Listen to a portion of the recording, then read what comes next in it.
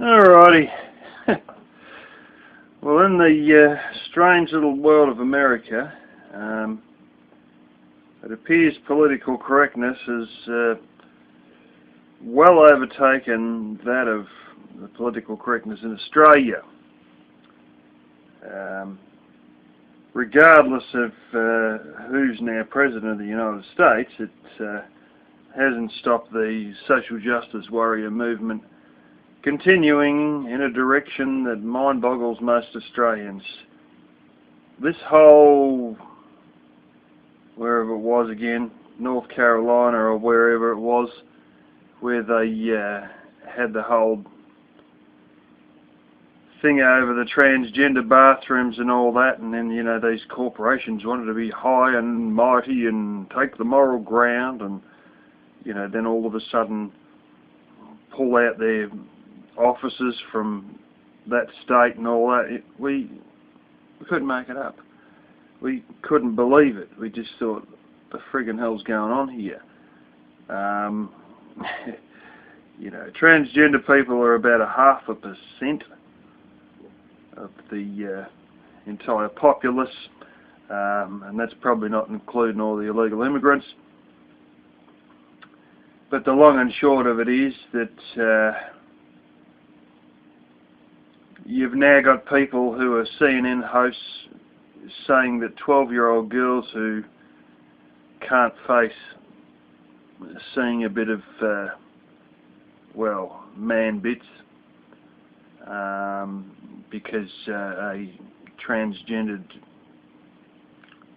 person who was a man shortly beforehand has, you know, decided that now they're going to be a girl, and decide they're going to have their shit hanging out in the locker room or whatever. And yeah, the guy who's on CNN, who's what is he, the brother or some shit of the current New York mayor, had a big 90-tweet rant with another person on YouTube and others, to do with the intolerance of 12-year-old girls from, you know, not wanting to see a, let's face it, a guy's tackle. Anyway, I've watched a few of these SJW fail videos and bits and pieces, and I've seen one that from a guy I commonly watch, who had the top 10 SJWs of or cringiest SJWs of 2017, and in there was included in that list was one of the ones that I didn't see his video of, but I'd heard of the concept previously, and you know, it's something that it happens with some of these, you know, a thing that some of these vegan girls and these, you know, far leftist SJWs and that go for, and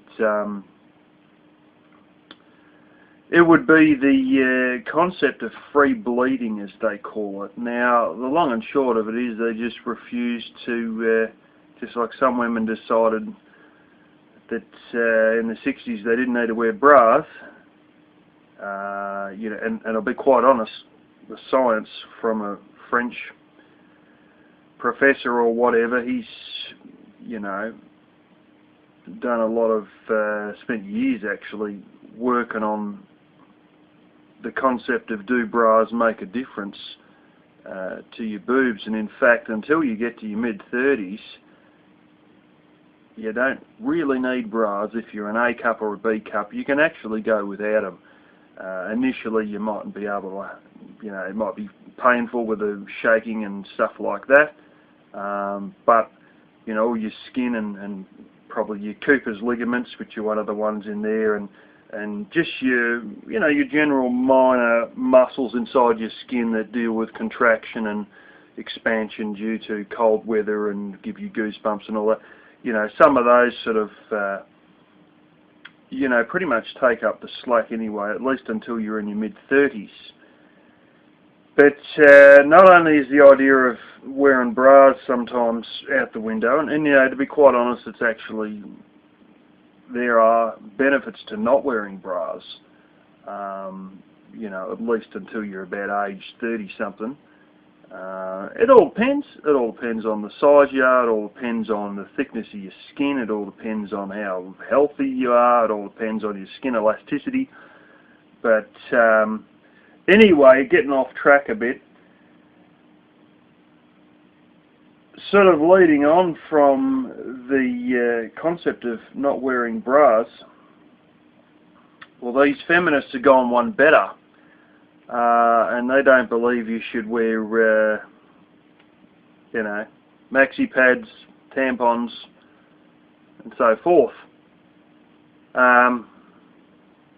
So they believe in free bleeding, which is another way of saying you're going to be doing a fucking lot more soaking and washing of underwear than you otherwise needed to, and deliberately doing things that most girls would be embarrassed to do in public. Now there's one of them there who, I don't know if she teaches yoga or goes to yoga classes publicly, but at least she does yoga and puts photos of it on Instagram. And in case you've seen strange photos of sweaty crotches and sweaty butt cracks and stuff like that on the internet as a joke, well, this girl deliberately wears white everything to make the blood stains stand out. No shit. And then gets someone to take them, probably the, you know, the auto photo of her phone. You know, you can set phones up with the timer set up. I think my good phone here's got that. Actually, I'm pretty certain it's got it.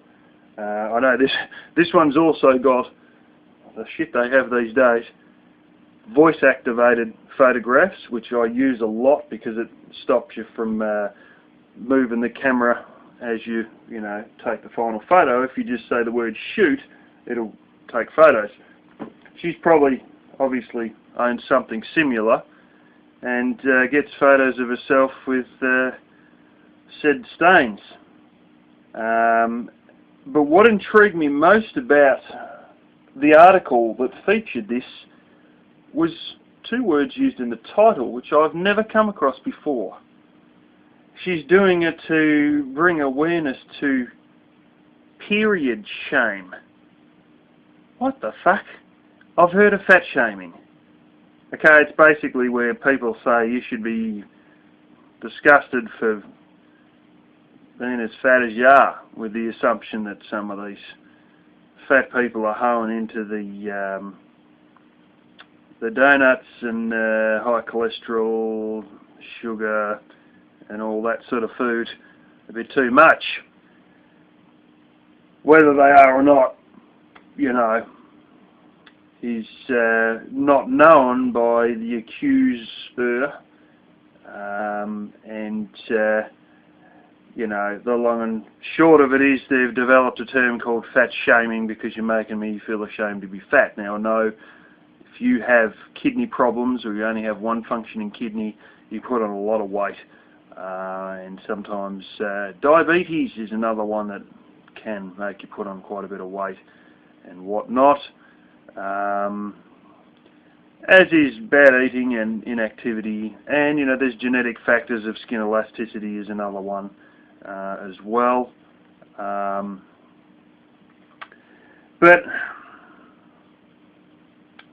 you know, I can understand how fat shaming come about, but a lot of these fat justice warriors, or whatever you want to call them, who are against fat shaming, claim that it's fat phobia. Holy smoke, they must have been hanging around with the SJWs to get a nice term, because phobia is fear of things. We don't go running away scared of fat people, so it's not fat phobia. It might be hanging shit on fat people, but it's not fat phobia. Anyway, back to the damn point. This woman was trying to raise awareness against period shame. What the fuck person has ever gone out and made a girl feel ashamed to have a period?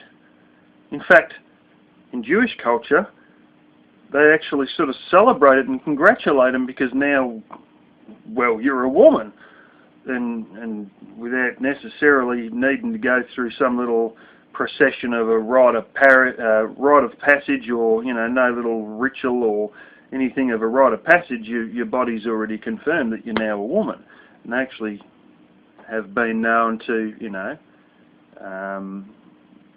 in the diaries of Anne Frank, it sort of mentioned that they congratulate girls when they get their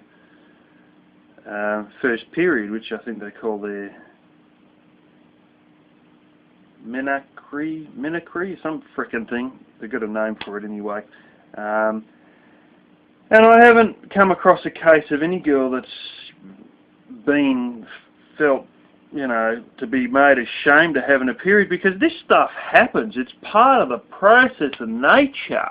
When you get to a certain age, I know of a particular relative who worried that they weren't getting theirs when their friends were, when they were a teenager and stuff like this. And, their first one was 16 and they're thinking, frickin' hell, what's wrong with you? Things took a long time, longer than they expected. But what the hell is period shame? There is no such thing as period shame, right?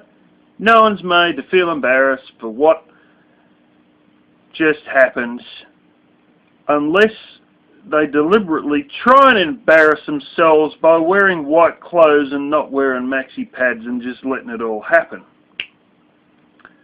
I can't honestly tell you what the procedure is in the Melanesian or Polynesian cultures, or even Aboriginal cultures, for which I should probably know, that involves what they use.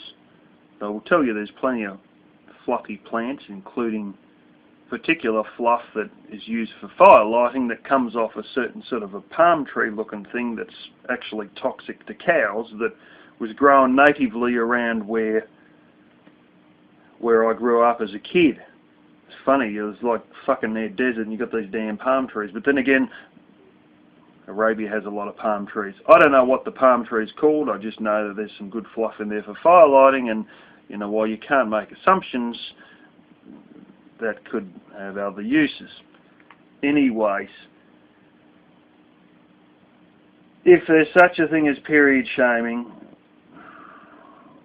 and this girl's trying to raise awareness of it, why is she trying to do things that would embarrass every other girl to do? No one's making you feel ashamed of a process of nature that's just happening of its own accord. And quite frankly, it goes into the too much information category. It's a phrase that was commonly used here in Australia, and my sister still uses it on a regular basis, where you hear a little bit too much about someone's love life or some gossip about something bizarre that happened, and it's like, oh, too much information, you just don't want to know about it. And that's sort of the category that free bleeding falls into for the average person, is just, okay, these things happen, but I'd just prefer that if you kept this stuff to yourself, because it's a process of nature, but I really don't feel like knowing about it and hearing about it and having it put in my face. And that's the other question. Do they really have the right to shove this sort of crap in your face? Okay, you don't have to go and look on your Instagram account, but we don't really want to see this. It sort of reminds me of a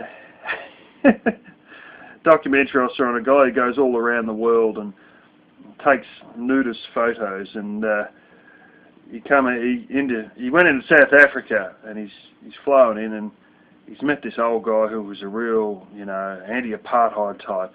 You must fight the state. Here apartheid is like friggin' 18 years ago it ended, and he's there, or at least at the making of this documentary, it was about 18 years prior that it ended, and he's there going, you must fight the state. And then, because the state didn't like the idea of him making nude photos, then he decided that, he'd let this guy take a nude photo of him. And I thought they always said black men were very big, but apparently not. And trust me, it wasn't just the state who didn't want him doing nude photographs of himself, or anyone else doing nude photographs of him. It wasn't just the state that would be against him doing it, and they weren't against him doing it because it was something to do with apartheid oppression. It was just something you could have done without seeing. But anyway, I think it's, you know, free bleeding photos fall into the same category, really, you know. And this is the question, where does it lead next? Next thing, there'll be another natural process that nobody wants you to put in their face, that they then decide that everybody should have put in their face to stop the blah blah shame. And that'll be free pooping. But Elvis has already beat him to that one. He's already ahead of the curve on the progressive SJW. You know, he's already hanging around with the trannies, and he's getting ahead of the curve by free pooping, which will be one where they go and hang a shit in public. And, you know, it's in your face, but you can't say anything about it because then it might be pooping shame versus period shame. And, you know, they're just free pooping, and you've just got to be tolerant of their free pooping because, you know, it's a natural process that occurs, and nobody should be made to feel ashamed about hanging a shit in public, regardless of any hygiene factors that it causes.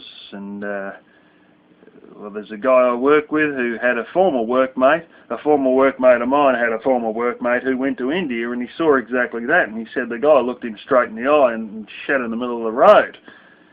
And you wonder why they have so many disease problems and stuff like that in some of these countries. It's not a great deal better in Africa. And now you know why there's,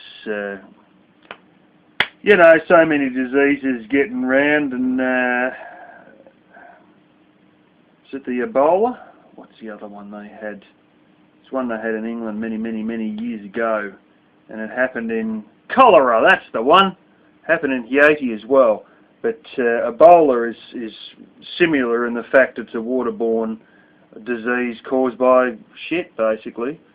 And that's sort of where it starts, just as cholera does.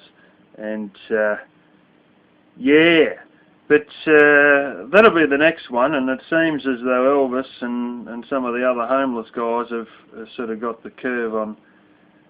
They're ahead of the friggin' trend on that one. They're ahead of the curve on that one, and they're on the free pooping. But at least Elvis at the moment, he's keeping it to the bushes out the back of Walmart. You know, he's not going to admit to any of this, well, except the Walmart bag one. But which in Africa there's actually a name for the Walmart bag trick, and they call it a flying toilet. And then they're driving along in a bus or a car or whatever, and they fling it out the window, and it hits people's roofs that they might be trying to catch rainwater off. It hits people's house walls. It hits some people in the face and breaks open. Call it a flying toilet. It's actually on Wikipedia. While looking up things about composting toilets, I sort of clicked from one link to the next to the next to the next, and ended up finding out what a flying toilet is on Wikipedia. He's already, well, maybe his one isn't flying, but it's a similar thing. It's the Walmart bag principle. You don't necessarily need a Walmart bag, just any plastic bag. But anyway, that's probably where all this trend is trending to. And yeah.